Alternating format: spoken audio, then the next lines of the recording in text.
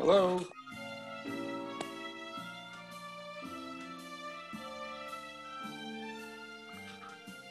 Welcome, President Clooney. We're going to start in just a minute. So, Drew? Yes, sir. People haven't been logging in yet? People are continuing to log in right now, sir. Got about 52 people.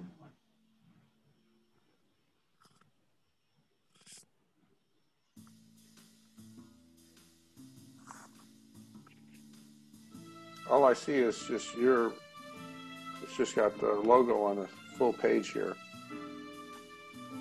Yes, we may begin the video switch over.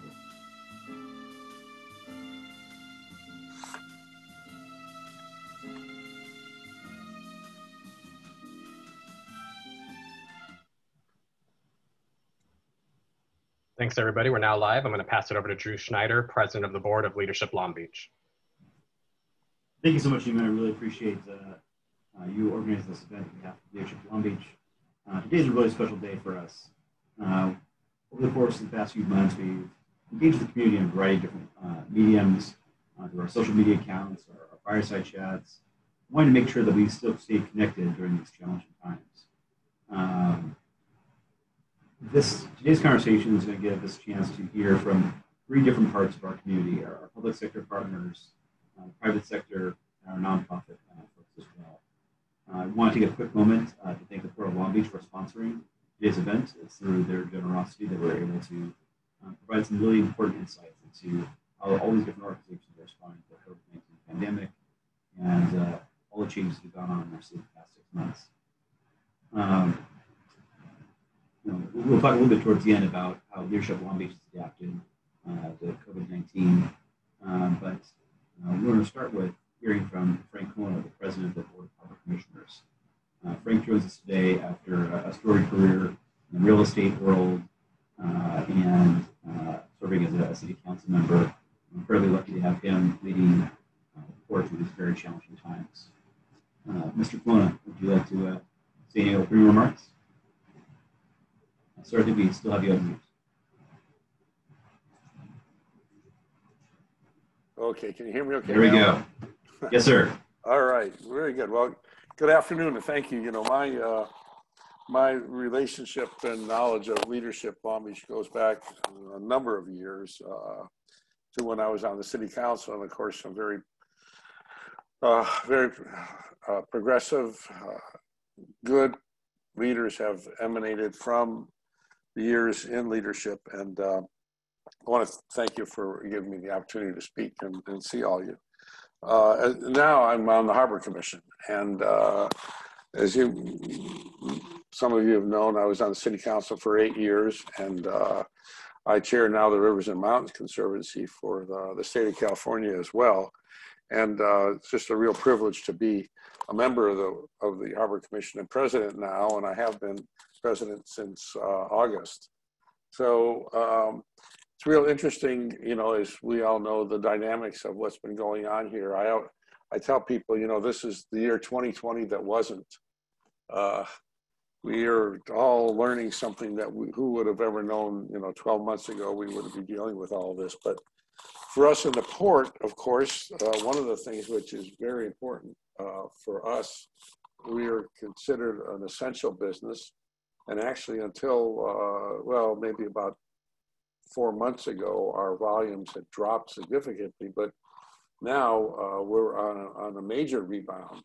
And believe it or not, in July, we broke records with the largest volume of shipping containers that we've had in the history of the Port of Long Beach. So the irony of that is that a lot of the consensus from the market folks that we work with were indicating that there was going to be a major slowdown here, but quite the contrary. And I think what that shows is, for us, the resiliency of, you know, of the economy, of people that are like all of us that want to get back to life, you know, and dealing with what we need to deal with, and also, you know, participating in you know, a great American economy, and so we're all interested in the rebound. for us as well, we took a major step in protecting our personnel. As you know, or some of you, we've got this big, beautiful building downtown on Ocean Boulevard in Magnolia, and it's only like 20% occupied. We've got others that are working on their home, out of their homes, with laptops and connecting with the port. But what we also do is take our business very seriously. So, you know, we've distributed thousands and thousands of personal protective gear to folks who are, you know, the masks. We've got actually now a portable, not a portable, but a drive-in testing facility over in the port on 9th Street where you can drive in and get a COVID test. And with actually good results, about a 24-hour turnaround. Also, what's really happening right now for us is we're watching as, of course, the city is having its difficulties in its rebound, but overall, our relationship with the city has always been great. We're, you know, we consider ourselves to be part of the city of Long Beach, and as a result, pandemic or not, we're not letting this get in the way of us, you know, doing our best business practices and doing what we can to make sure that that we can put, you know, mile-long trains together every day and supplying the Alameda Corridor and all the reaches of the United States from, you know, up north all the way to Chicago and the East Coast. So with that, you know, I'll be willing to take any questions if any of you guys have it. There's a lot going, needless to say, there's a lot at the port. We have over 550 personnel that are actively employed. We have approximately 12 to 16,000 trucks that go in and out of the port every day, transporting goods. And of course, that bolsters the economy for us in our Southern California region here. For us, there's direct and indirect jobs of up to 300,000 people that are connected with the Port of Long Beach. So with that, I'll entertain any questions you guys may have, and I'll do the best I can to answer them for you. Thank you so much, Commissioner. Looking out my window, you and the team are doing a truly terrific job of driving additional business and helping with the recovery of the region. You could maybe talk a little bit more about some of the steps the port has taken to keep the employees and the community safe. Well, what we've done is, and we did that right from the very beginning, is had taken a real cautious approach. We immediately instituted a plan to have personnel working out of their homes. We obtained over 200 secure laptops that personnel are working out of their homes doing what we need to do to stay in touch with you know, our operations at the port, from our security people to the ILWU to all the terminal operators. It's a massive project, but interestingly, it's working very well. It's something to where we're really going to be proud of. And when we do a post-mortem on all this, we'll take a look at how this all came together and find that we reacted fairly quickly, considering that we didn't have really a playbook to operate out of. But our first and foremost obligation is to keep our workforce healthy. And as a result of that, we, you know, social distancing, sanitizing, you know, pretty much all of what we all have been trying to do, we take very seriously at the port, because, you know, once our workforce, if it becomes affected, then our whole systems start falling apart. But so far, we've been very fortunate, and the number of COVID reports are very minimal. And once something does occur that we're informed of, we take immediate action to make sure that it doesn't transmit to others. As a port employee, I really appreciate that, and as a community member, seeing what you guys have done is very impressive. We have opened up the Q&A. If you have any questions, click on the Q&A button on the bottom here, and they'll pop up on our screen, and we can go through them. A slightly different question in terms of pivoting a little bit from COVID to some of the other things that have occurred in our community, the terrible fires up and down the state, the power outage issues that occurred. Can you talk a little bit about what Port's doing to continue to green our environment and green our operations? Well, you know, we made a commitment with our sister port approximately 2 years ago to advance to zero emissions and move our way forward, you know, to the next decade on state-of-the-art vehicles. You know, and the interesting part is we've reduced our pollution in the port, if you want to call it that, by over 85%. And yet what we have done is we've also increased our volumes. So that's saying a lot. And what we're trying to do is work with industry in order to give us the equipment that we need in order to get to our zero emissions. And at some point, you know, we're going to be, you know, pretty well seeing, you know, 85 to 90% electrified port. And along with that, of course, we're working on our own self-sustaining areas of getting the electrical supplies that we need. You know, as we all know, the grid has been really stressed out, especially over the last 2 weeks with the heat wave and all that. Fortunately for us, the governor's office took a unilateral action and declared us totally essential and high security. So as a result of that, we didn't, or were not impacted by any brown or blackouts. But, you know, the fires, as we all know, have been a major problem for the region, although from a supply standpoint, of course, our traffic is coming from the ocean, so, or the majority of it. So what's going on, you know, up in the, I guess the dry parts of the state is incredible, but, you know, a lesson learned, you know, that we need to do a better job of thinning out our forests and trying to avoid the catastrophe that we're dealing with right now. Thank you so much, sir. Tony regarding a class of 1990 is asking a little about the Gerald Desmond Bridge replacement project. And anything you'd like to share there? Sure. Well, the bridge has been something actually that I started working on when I was on the city council in 1998. When we were lobbying for the necessity of a new bridge. So the Gerald Desmond, I remember when I was a health department employee in 1966, actually I did the original water samples for the original Gerald Desmond Bridge. But since then, it's been such a heavy used bridge that the vibrations started spalling some of the concrete. And so, additionally, the vessels that, and the ports themselves have expanded so that now we're having ships that are coming in with, 16 and 18,000 containers on board. And the Desmond Bridge can't handle us getting those vessels through and into the back channel. So as a result, we've got, big numbers, about $1.3 billion invested in this bridge.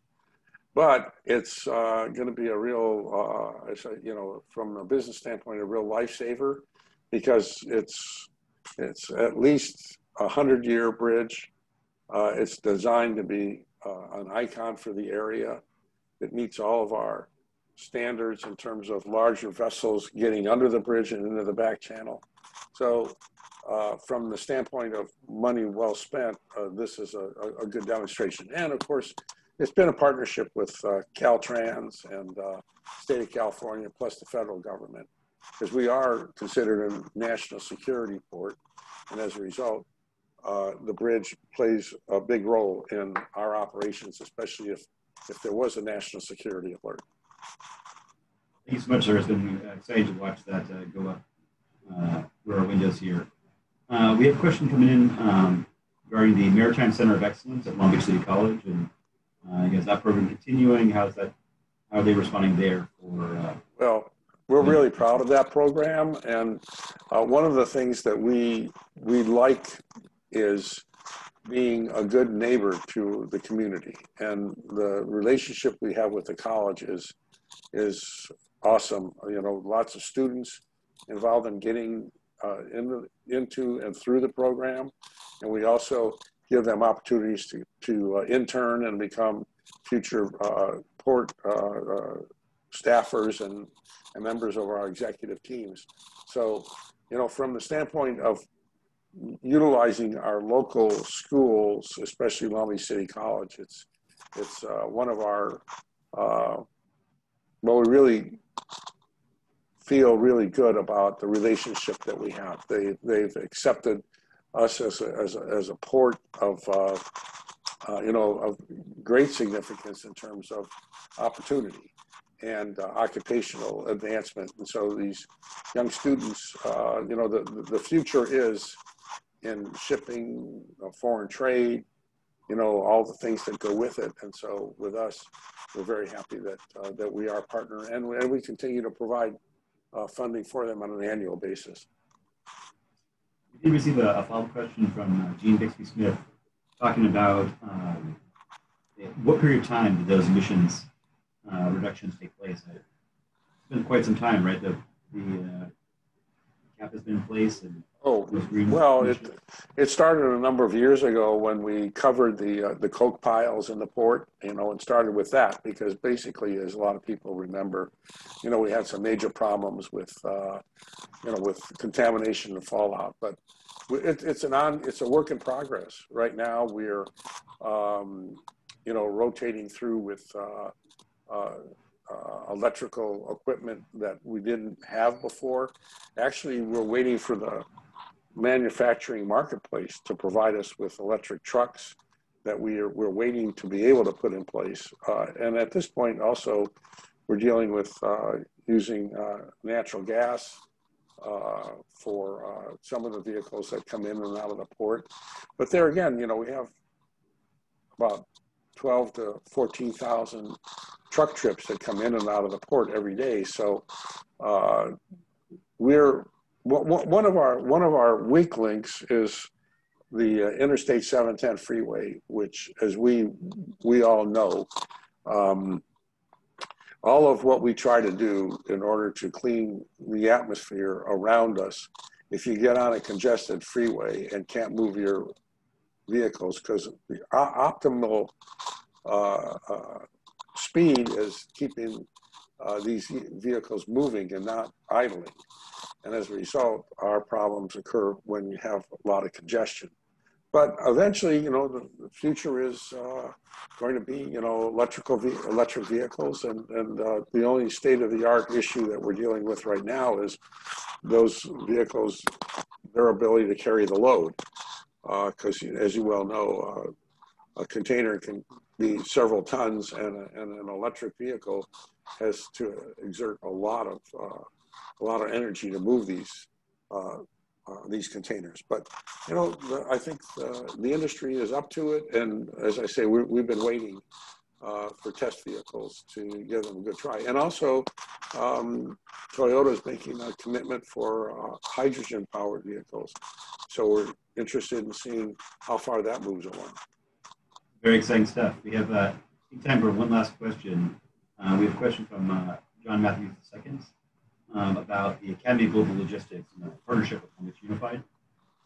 Well, along with our other educational programs, you know, we are involved with participating guest speakers. We give them the opportunity to use the school as a forum, but you know, the port has enormous opportunities for individuals if they can get themselves interested in participating in programs that get them educated and qualified in order to work in our programs. Right now we have like Long Beach Container Terminal. It's totally automated. And if you saw the operations in there, which by the way, we have almost about as many employees as we had before it was automated, but the automated system is phenomenal. But all that has to do with you know, programs that start out at the colleges where individuals get trained to do all these operations. You know, we have a think center that's at the port that operates these these vehicles driverless. You know, they go in, they go out, they tell you when they need to load their battery, and they go into a battery terminal, back themselves in, back themselves out, toot a couple of times, and then off again. So, and that's a 24/7 operation. So, you know, it's something that is to behold, and we're really proud of that. Plus, it all goes back to the colleges and universities that we have partnerships with that keep that machinery operating. Very exciting program, sir. Thank you so much for joining us today. I know you got a lot going on. Appreciate you going a little bit into your day to join us. With that, I'm going to introduce Nima Novin, my Bishop Long Beach classmate, who's going to be talking to the folks at 562. Nima? Thanks, Drew. My name is Nima Novin, everybody, and thank you, President Colonna, for joining us to talk about the Board of Harbor Commissioners. I have the honor of welcoming our guests from 562 Sports. We have Mike Gardabasio, one of the founders of 562 Sports, and Tyler Hendrickson, Associate Editor and Development Director. Gentlemen, if you're going to come onto the screen, we can welcome you to the call. Hey, Nima, thanks for having us. Hey, Nima. It says you've got to start the video up here because I think you were the one who took us off. You guys off. Let me pull you guys back. There we go. Hey, there we go. Hey, guys. Hey, how you doing? Good. Well, welcome to the call. We just had the port on the line. We're excited to have the Long Beach Community Foundation coming up soon, too. Here in the middle, we really want to talk about one of the nonprofits, you know, one of the journalists side of the house, and your response to COVID and what you guys have been working on lately. So, Mike and Tyler, I'll give you the floor if you want to tell the story of 562 Sports and, you know, how we've gotten to where we are today. Sure. Thanks. And thanks, Nima. Thanks, Leadership Long Beach, for having us. A ton of really good friends of mine have gone through that program. I know you guys do a lot of great work. A little bit daunting going between Frank and Marcel, but we appreciate you having us, and great to hear from Frank. Looking forward to Marcel's presentation as well. So the 562.org is, as far as I know, the first and only fully nonprofit 501c3 journalism operation in Long Beach. JJ Fiddler and myself founded it about 3.5 years ago. We had been sports writers at the Press Telegram for a number of years. We were laid off. The parent company that owns a parent company that owns the Press Telegram basically laid off all the local sports writers in the company. And when JJ and I sort of put out there on social media that we've been laid off, we had a huge sort of outpouring of support, and people who actually came to us. Andy Kerr is our publisher, and said, hey, you know, I'm a big fan of this nonprofit model. I think with the amount of local support you guys have, this might be something to consider. And JJ and I are both people who really believe in giving back to the community and giving back to the kids. You know, that's sort of what our career as sports writers here for the last 15 years has been about. So we pursued that avenue, and, you know, we were lucky enough to get a really great set of donations our first year that allowed us to set up. And we've now been, you know, fully operational, like I said, for, you know, quite a while in the journalism world. Operating as a nonprofit, we were able to hire Tyler Hendrickson this year, who you'll hear a little bit more from later. But I think specifically what Nima wanted us to talk about was, it's certainly a difficult time to be a sports outlet, you know, obviously, given that all local sports have dried up here in the city of Long Beach and around most of Southern California. And I'm really proud of what our organization has done. I thought I'd just like to share that a little bit. We pivoted essentially overnight from being an organization that covered 15 to 20 high school and college sporting events in Long Beach to breaking big stories about the school district closing, about all of the education world in Long Beach and what that is meaning to parents and to families and teachers. We have contracts with the Long Beach Post and the Grundy Gazette to provide content for them. And we were able to very quickly sort of, you know, reshift our focus with those organizations to, hey, we've got some expertise with the schools here. We know the people in the school district. We know the people, teachers and parents, like that's the population that we normally cover. So they're not playing sports, but this is now a huge topic that everyone's interested in locally and nationally. And what's been a surprise to us, I think if you'd have told me in March that 6 months from when the school shut down, I believe on March 13th, that we'd still be in the situation we're in, I would have assumed that was really terrible for our nonprofit. But instead, we've seen donations go up. I think people really understand the value and the necessity for quality local journalism right now. And we've actually set traffic records. You know, we basically doubled our traffic from the 6 months prior to the shutdown to after, just because I think, you know, our sports coverage is always really well read, but there's such a higher demand, obviously, for, hey, is my kid going to get to go to school next month? Or is it being delayed, you know, another couple of months, as has been the case. So that's what we've done as an organization editorially. I think Tyler can talk a little bit more about how we've made that work in terms of the financial side of it. And then we're happy to take your guys' questions about sports or nonprofits or media or, you know, anything you want us to talk about. Thanks, Mike. Yeah, go ahead, Tyler.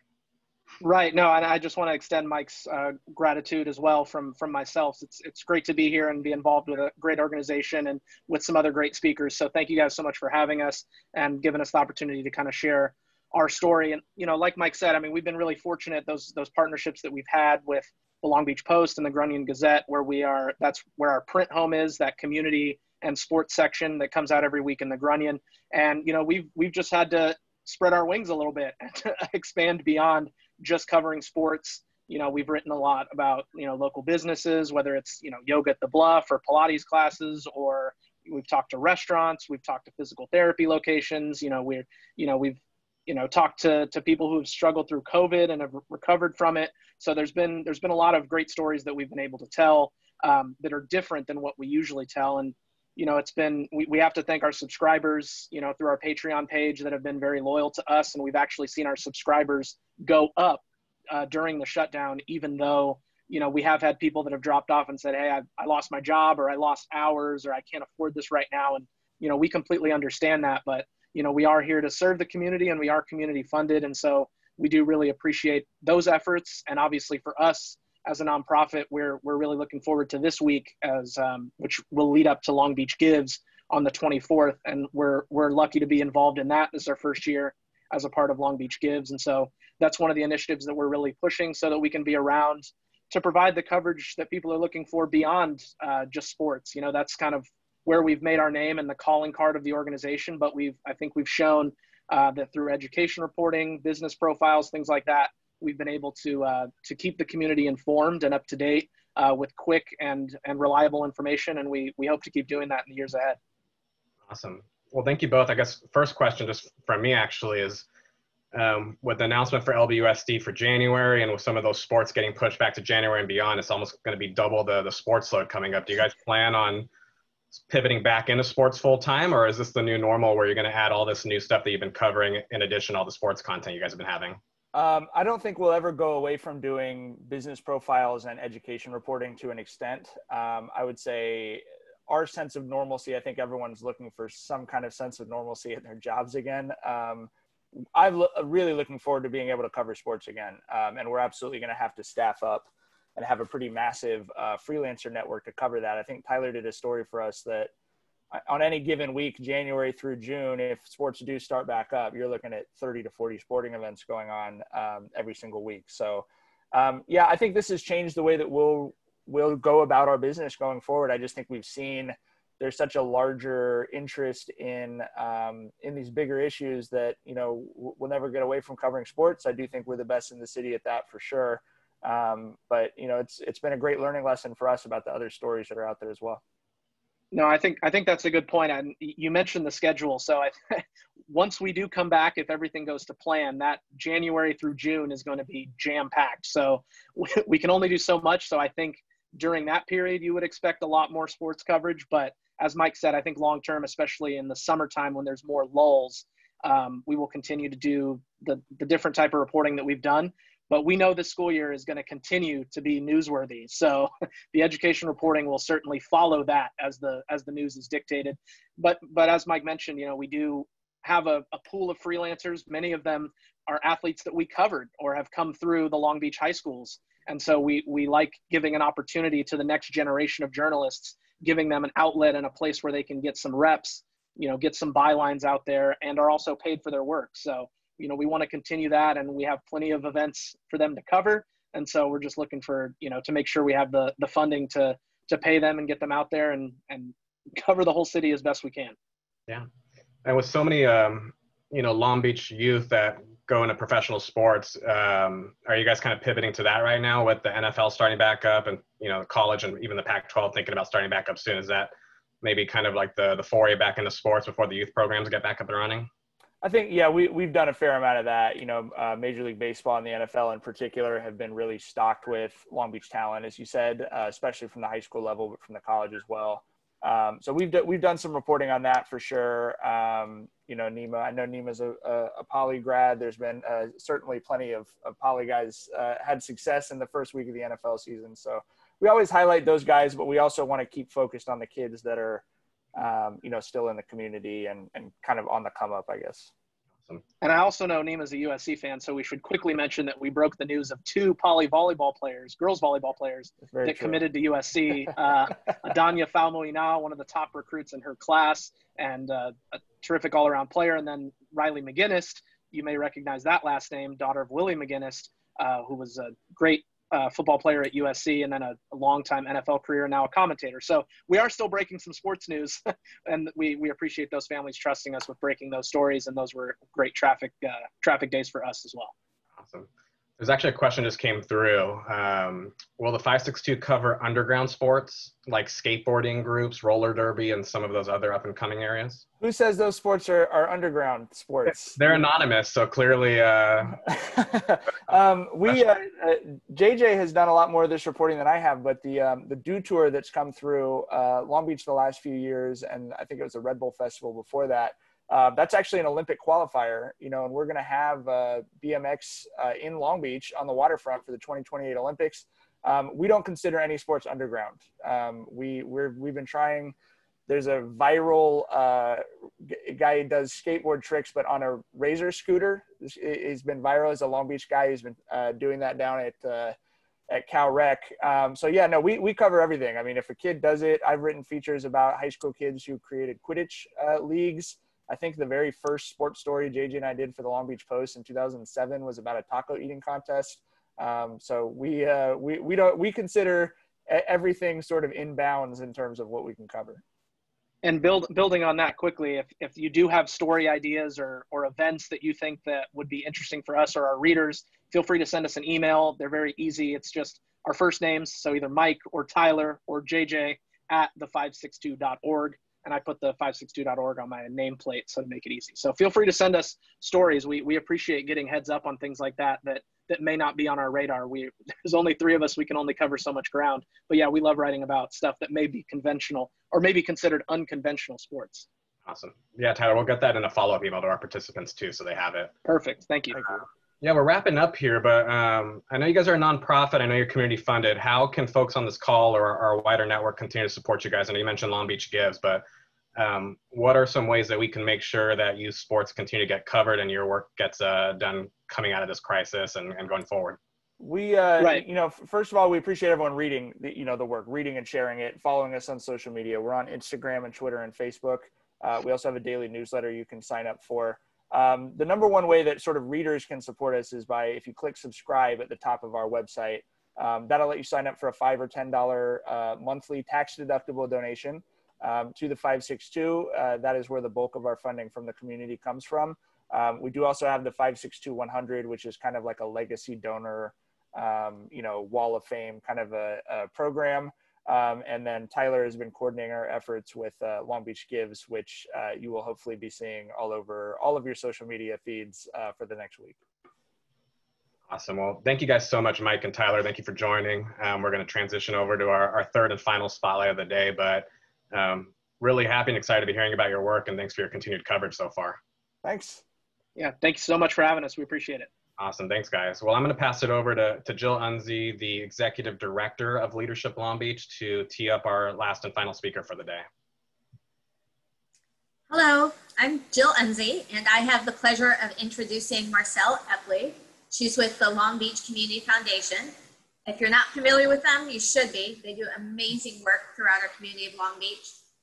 Marcelle has a long list of her contributions to Long Beach. She went to school here, Cal State Long Beach, both undergrad and grad, and she has worked for the Press Telegram, Long Beach Transit, and now is CEO of Long Beach Community Foundation. It's a foundation that serves well over 160 local charities, and they manage well over 52 million in charitable dollars.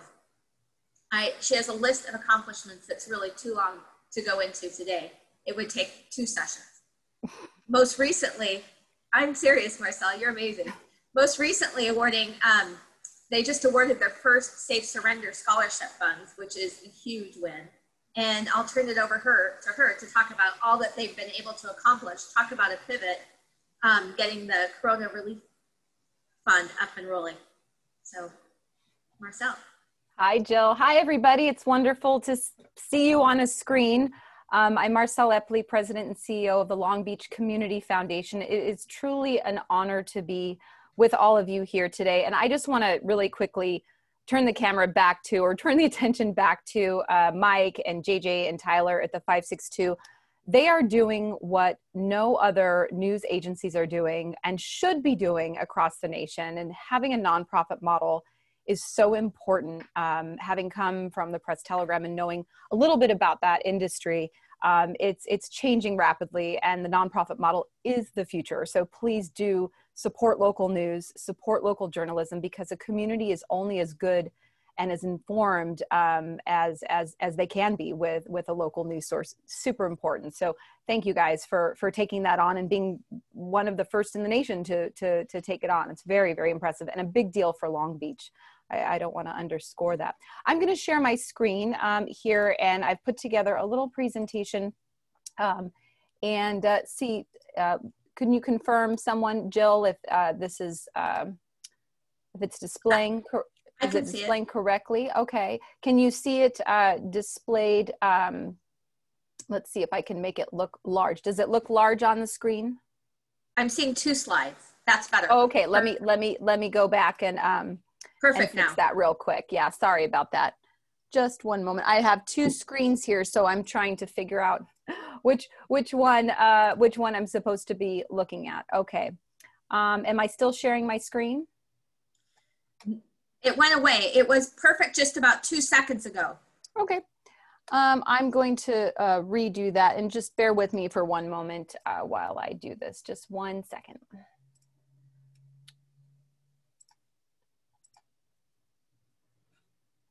All right. It's wonderful when these things happen live. Sorry. Oh, just one moment. Okay, I think I'm back now. Let's try that again. Okay. Perfect. Do you see a slideshow presentation? Do you see a slideshow presentation? Yes. Wonderful. Okay, well, we'll get started. The Community Foundation, as many know, has administered the Coronavirus Relief Fund on behalf of the city and benefiting all of the nonprofits that are serving Long Beach residents. And for those who don't know about the Community Foundation, I would like to share just momentarily that the reason why we exist, and we've been in business almost 25 years for the city, really started by the matriarchs and patriarchs. I heard Jean Bigsby Smith is out there, and she was the very first to, contribute her time and her talent and her treasures to start this up. But we initiate positive change for Long Beach. While our grants go nationwide, and we do have a nationwide model, the discretionary dollars that we put out in Long Beach stay in Long Beach to benefit our city. And that's how community foundations are formed, really to benefit the immediate area through charitable giving, stewardship, and strategic grant making. So a lot of the grant making that we do is in Long Beach around the most important and pressing needs. Here's our focus. We've grown a little bit, Jill, since maybe that last update I gave you. We're 56 million now. We're part of a $3 billion entity in Greater Kansas City as well. So we have a lot of resources that we can bring to Long Beach on a hyper-local level, but also on a national scale as well. And we act as a convener. If some of you remember, in 2018, we participated. We were one of seven cities nationwide that did the Around the Table, or On the Table as it's called in Chicago. We had to come up with our own name for it, but Around the Table, and we all participated in dialogue about what we love about this city and how we can make it better. And that's another one of our roles besides being grant makers. Here's a little bit about what we did last year. We had a little over $3 million come into the foundation. Those are from a variety of sources. And then almost $5 million went out of the Long Beach Community Foundation to benefit nonprofits and schools and churches and such. And as of last year, we're about just over 56 million in assets. Here's our staff locally. My hair's grown a little bit since that picture because of COVID and all the closures, but this is our team, and they're wonderful local folks who care deeply about this community and have been here a long time, and we're nothing without them. So they're here and available anytime anybody wants to get to know about the Community Foundation. This is our Greater Kansas City staff as well.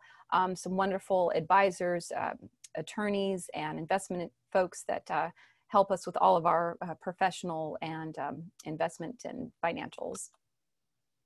So the Coronavirus Relief Fund, how it came to be, I want to reflect on that for just a moment, because in a couple of years ago, I started noticing that throughout the nation, there was a lot of GoFundMe accounts that were popping up that were fraudulent, and there were bad people taking advantage of bad situations. There were floods, there were tornadoes in certain parts of the country. And I spoke with then City Manager Pat West, and we both agreed that, and with Tom Modica, that, you know, our city really has a great community foundation. And when we have an emergency, we should be prepared. We should really have something because we're a very giving community. You know, there's a lot of need in Long Beach, but there's also a lot of people who want to help. And so why don't we proactively set something up that would allow us to receive donations? Because a lot of times in disasters, one of the first things that people ask is, what can I do to help? Or where can I give? And so what that allowed us to do is to almost turn on a light switch the moment that the city was sort of thrown into crisis. And we were one of the first, if not the first, community foundation to start accepting donations and then rapidly starting to give them out. We gave out more donations in 4 months than we give in an entire year, just to put that in perspective for the viewers today. And again, I want to thank our local team and our national teams for really quickly moving and not only accepting donations, getting them out, but the work that went into that to make sure that the nonprofits were doing everything around the priorities that we needed them to do. And so I thought I'd share some of the focuses that we granted to. They were really around critical expenses. We looked at small businesses because we talked about pivoting earlier. They had to adapt and are still adapting. Workers that were laid off, persons that are experiencing homelessness and all of the requirements around that, keeping people quarantined. Homebound seniors, that was a big issue. We wanted to help them. And then of course our local community hospitals and clinics and Memorial Hospital, and then the mental health and domestic health services. Items 6 and 7 came later on during the coronavirus pandemic and were added a little bit later. And all of these were in conjunction with working with the Mayor Garcia and City Manager Tom Modica. So they were a huge support system to us as well. Here is where we are today. We've had $1.3 million in contributions. I'd like to add that that was nothing that we went out and campaigned for. That is just the generosity of Long Beach coming immediately. It was family foundations. It was individuals like people on this webinar. So thank you. Whether you gave $20 or $20,000, it all went to good use and it all went out immediately. We, at the Community Foundation, we actually transformed our operations from paper to paperless within a matter of days. And we did that before all of the closures in anticipation of something coming down the pike. So our mission at that point was to get the money in and get it out as quickly as possible. So everything went out through wires and ACH transfers rather than a nonprofit waiting for a check to then get to help people. So we're very proud of that as well. And so we distributed 111 grants in 4 months, and the due diligence on that was intense because a lot of these nonprofits were new to us, which was kind of a silver lining because we know a lot of the nonprofits in Long Beach, but not all of them, and we got to learn about some new resources out there. Here's a few. These are on our website at longbeachcf.org if anybody would like to learn more about these organizations. Long Beach Organic. I'll just go through this quickly. This was a new organization for us called Our Own. City Art, doing exceptional work with persons experiencing homelessness. Centro Cha, of course, doing amazing work as a community-based organization. And this one was also new to us, the Lutheran Social Services, which is helping a lot of people. I believe Dina is a Leadership Long Beach alum like myself, so congrats to her for Heart Vita. That is an amazing program if you don't know about it. And then of course our very own Leadership Long Beach. Jill, I don't know if you want to talk about your project. This one was exceptionally impactful and unique, but helped a lot of people in need very, very quickly. So I'll pause here. Jill, did you want to mention anything about that? I just want to say thank you so much. We were so fortunate to receive one of the grants, and it was amazing. People were asking us what they could do. So we provided a forum for that. We did a lot of food drives, and we would have people spreading the word on social media. And we had such an outpouring of donations, food and hygiene items that were sorely needed across the city and are still needed. We were also able to stimulate some of the small businesses by buying lunches and then providing those lunches to some of the organizations that give lunches to or meals to AIDS shut-ins, senior shut-ins, some people at the homeless services with UCO. And it was great for them to have a meal. They get groceries, but to actually have a meal with like a cookie special baked, it was such a treat for these people. It was really a bright spot for all of us that participated. So I can't thank you enough for considering us. Of course, and you're a great organization doing great work, and it was one of the easier decisions for us. I have to say, keep sharing those stories because I know myself and a lot of residents here love to hear the impact of where their donations went, to know that it was put to good use and that it helped some of our most vulnerable folks out there. So we're delighted to do that for you. Here's my contact information. The Community Foundation is on all of the major social media channels. We love to hear from nonprofits. Please contact us. Let us know what you're up to, what you're doing. The best way to receive a grant from the Community Foundation is to visit our website and click on the nonprofit link, because that shows what is available. And we have different grants available throughout the year. And so that's all I wanted to mention today. I'm happy to answer any questions if there are any out there. So we have a great question. Have you seen a shift in need from when this first started in March to where we are today? Well, a little bit, yeah. Initially, it was a lot of people that were laid off, even before a lot of the closures. So the basic needs were the most urgent. So food and providing rental assistance and things like that.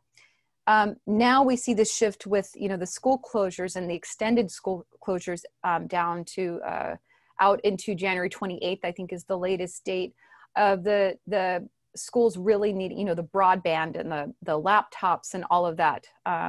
Not all families in Long Beach have access to things like that, whether it's financial access or just knowledge. And I know the school district is doing amazing work and getting out free resources to folks. But I think that, through the apps and all the online and everything, I think people are struggling with that.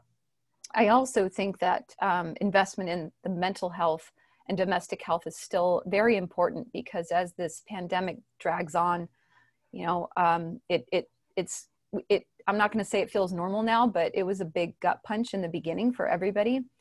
But I don't think that people have forgotten how uncomfortable it is and how stressful it is, and how people are still suffering. People are still jobless. I believe the latest statistic was 20% unemployment in Long Beach, and it happened so quickly. So the needs are still great and they're still out there. I think that list of 7 items that I gave that we're funding, probably education is one of them that needs some attention right now. It's great advice. Can you give any advice for people out there who are thinking about starting a nonprofit? Do you recommend finding an existing or starting a new 501(c)(3)? That is a great question, and I'm so glad, I don't know who asked that, but thank you for asking it. We always recommend that if you're thinking about starting your 501c3 nonprofit, to first go out and see what exists, because simply put, there's not enough funding to go around.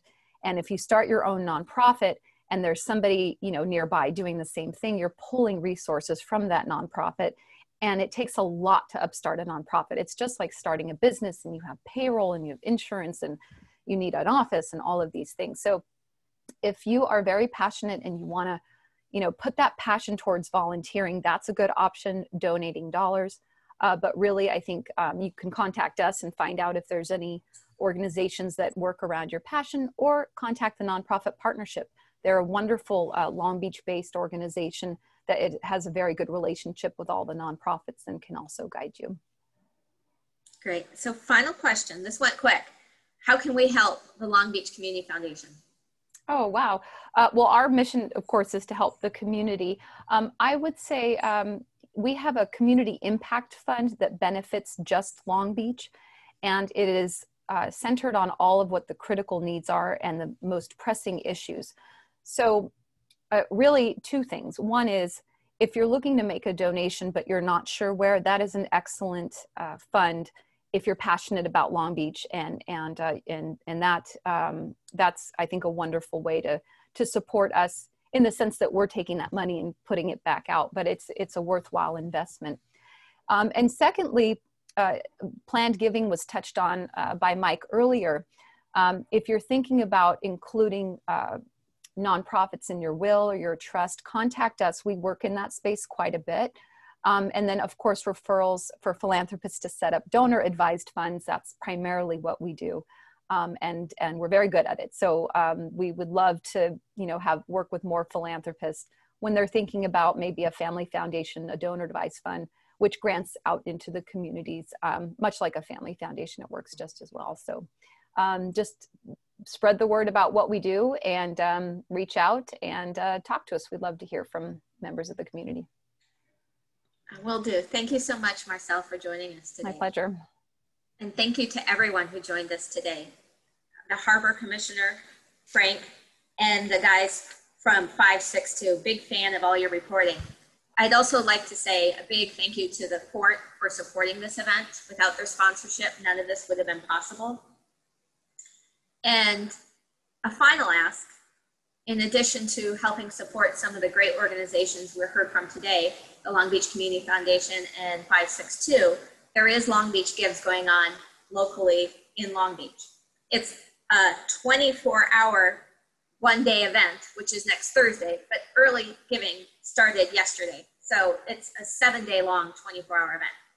And it is a fantastic event organized by the people at TNP, the Nonprofit Partnership, and the port is also a sponsor of Long Beach Gives. But this is a way you can contribute to one of your favorite cause that speaks to you in Long Beach. There's over 150 charities, nonprofits participating, and we have a goal citywide to get $1 million for all of our charities. There's a lot of need.